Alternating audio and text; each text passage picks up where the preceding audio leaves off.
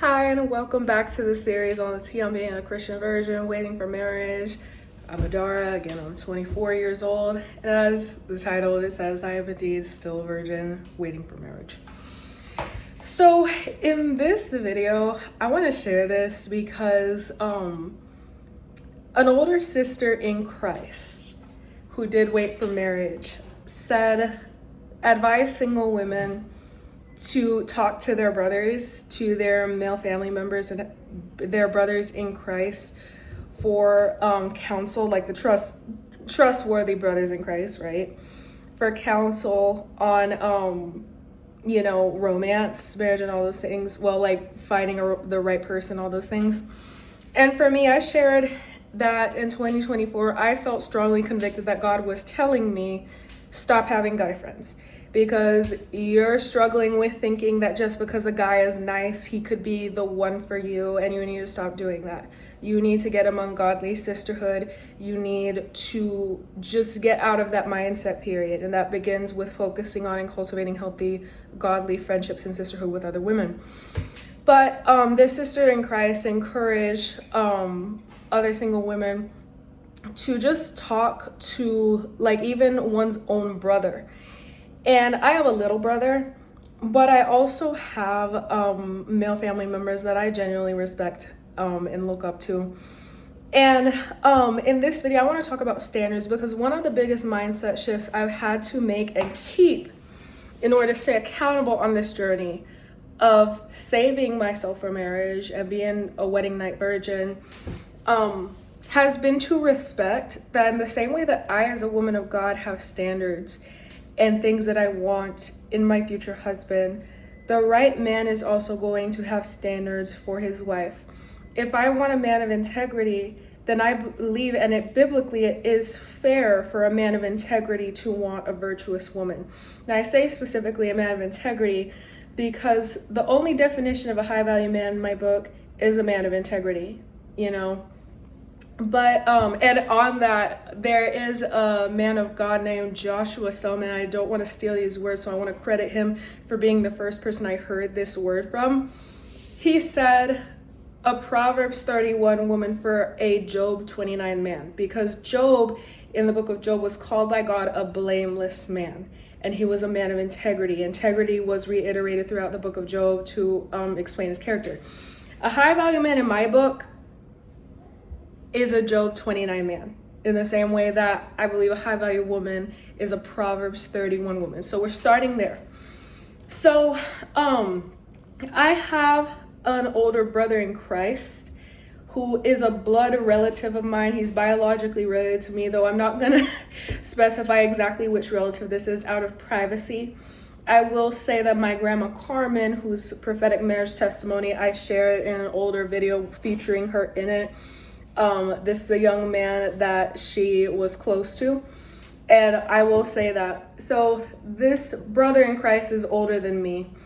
And he is, like, by society standards, what some would call a high value man, because he, like, just in terms of, like, his career position, fitness, stuff like that, when we talk about high value man, high value woman, all of that. He's got it going on there. So he went through a divorce, and when he was going through the divorce and we were talking, he was talking to me and my grandma Carmen one day, because it is a family member of my grandma Carmen's, right? There was one day, and I'm being so real. He was sharing that because he is what, by society standards, they consider a high value man. He was saying there are a lot of women at my job who throw themselves at me.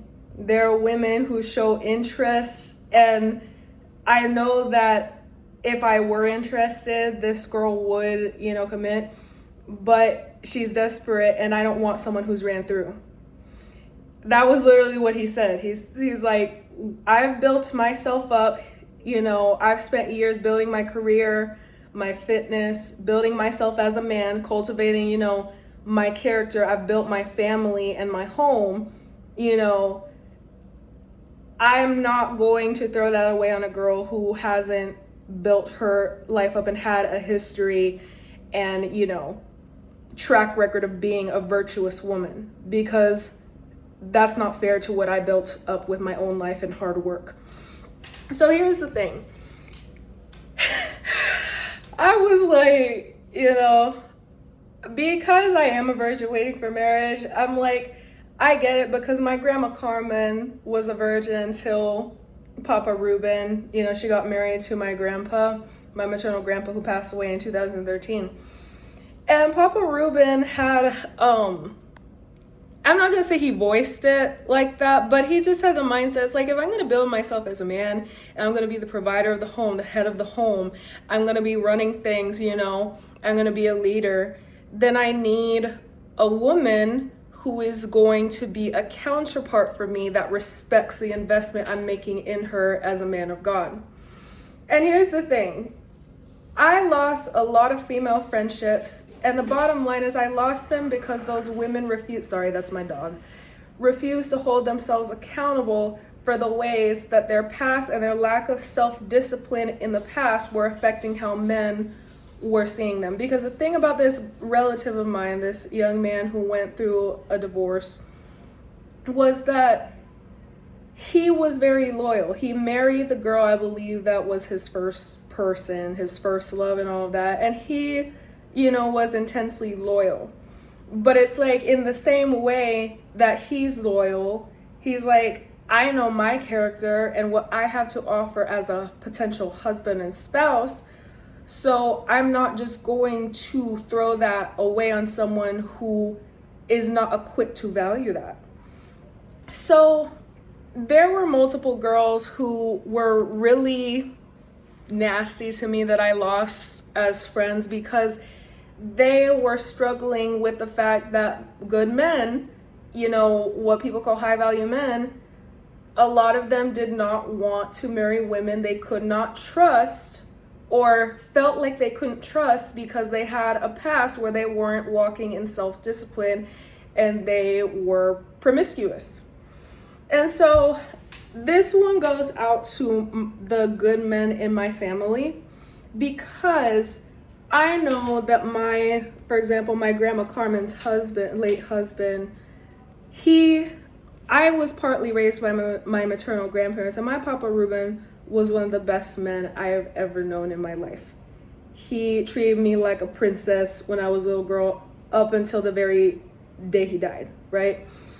So I just want to talk about this, because for my own accountability, I also want to say that I value waiting for marriage and staying chaste until wedlock, keeping my virginity until wedlock, because the way I see it, it shows respect for whoever my future husband is.